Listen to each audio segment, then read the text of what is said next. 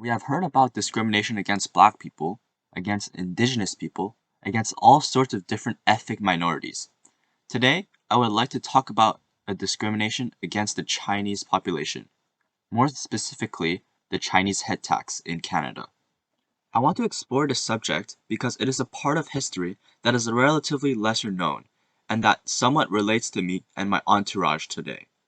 My parents are Chinese immigrants, while I was born here as a Canadian citizen.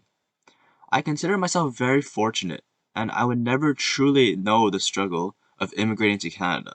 All I can do is educate myself and teach others about it. I will give a brief historical background on the issue, then talk about the impacts and consequences this tax had on people's lives, and I will finish with Canada's redress on the Chinese head tax. Let us dive into the history of our country. In 1867, the Confederation of Canada was founded by Sir John A. Macdonald. Then Prime Minister of Canada wanted to unify the country by constructing a railway from coast to coast. This railway would boost the national economy and enable westward immigration. The Canadian Pacific Railway Company was tasked for the realization of this project. Constructing a nationwide railroad is not an easy task, especially for a country this big. Another difficulty lies in Canada's uneven landscape, filled with mountains to valleys to prairies. Laying down train tracks kilometer by kilometer is a grueling job. The construction of this transcontinental railroad would begin in 1881. The Canadian Pacific Railway would hire many laborers, including European and Chinese immigrants. These workers would be paid as little as 75 cents to $2.50 a day, the Chinese worker often getting a lower pay than the white worker. On top of being paid less than their white counterparts, the Chinese workers were manipulated by the Canadian Pacific Railway Company to carry unstable and explosive substance nitroglycerin into the mountain to make tunnels by promising they would pay for their family's boat fare to Canada. The Canadian Pacific Railway Company, of course, did not stick to their side of the deal. The Canadian Pacific Railway Company continued doing this until the completion of the railroad. At that point, there was an estimate of 600 to 800 deaths due to handling explosives, and none of the immigrants' families were brought to Canada. The construction of the Canadian Pacific Railroad finally completed in 1885.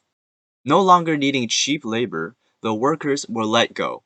The underpaid Chinese workers did not have the necessary funds to go back to their home country, so they had to stay in Canada and find work to sustain themselves.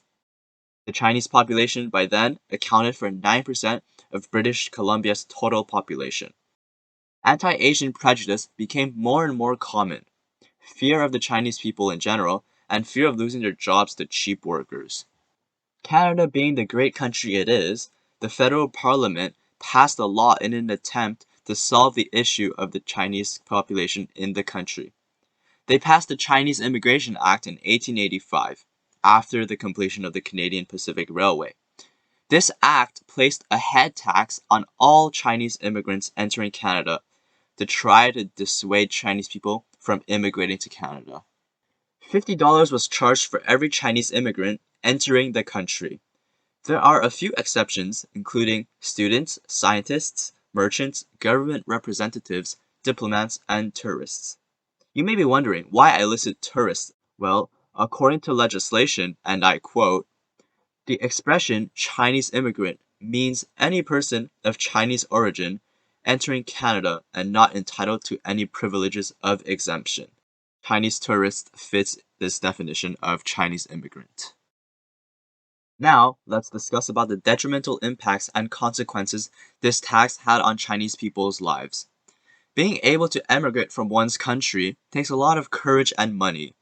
Most of the time, Chinese families didn't have the necessary funds to move out, so they decide to send one member of the family, a male most of the time, to come and find work in other countries and make enough money to be able to allow the whole family to emigrate. Chinese men coming to Canada barely have anything on them, and now the country is demanding a tax upon entry. When the tax was first implemented, it was $50. $50 doesn't seem like much, but considering that the average Chinese laborer earned $300 a year and saved a modest $43 after living expenses, it would take a little more than a year to barely pay off the tax, postponing plans to bring their families overseas. The situation worsens. The taxes doubled to $100 in 1900, but the influx of Chinese immigrants did not even falter. The country then set the tax to $500. That's enough to buy a house. These taxes put the majority of the Chinese immigrants in immense debt. This crippling debt led to them slowly dying without any possessions. Most of the time, the families abroad wouldn't even be aware of the situation. During the active years of the Chinese Immigration Act, about 81,000 Chinese immigrants had to pay this tax. The total amount paid by these taxpayers sums up to a grand total of about $23 million, which is equivalent to $362 million today. Today, thankfully, Canada recognizes its unpardonable actions during this period of time and redresses this issue. In 1984, nearly 100 years after the implementation of the Chinese head tax, Margaret Mitchell, a member of the parliament in Vancouver, brought up the issue of repaying the people who had to pay the head tax in the House of Commons. After that, more than 4,000 head taxpayers and their families requested this service. On June 22, 2006, then Prime Minister Stephen Harper, on the behalf of the Government of Canada, offered a full apology to Chinese Canadians for the head tax. The speech was given in the House of Commons. It acknowledges the injustice of deliberately mistreating Chinese immigrants. It also acknowledges that this treatment is race-based and conflicts with Canada's present-day values. The Government of Canada offered compensations to those affected by the tax and their families. $20,000 was given to living victims of the Chinese head tax or their living spouse. It also started to fund community projects in order to increase the awareness of the Chinese head tax. In conclusion, despite appearing as an almost ideal country today, Canada has many controversial issues in its past, such as the Chinese head tax. This issue is not ethical because Canada is unjustly treating its Chinese immigrants. It uses their labor and tries to dispose of them after. This is clearly racist. They treat the Chinese immigrants as nothing more than cheap labor. Chinese people are hardworking, and when they work harder than the white people, they fear them and want to chase them away. The Chinese head tax connects me to a part of history that I could have potentially known first or second hand. Though I am lucky to have been born here in Canada, I can imagine the struggles and challenges that the first Chinese immigrants had to face.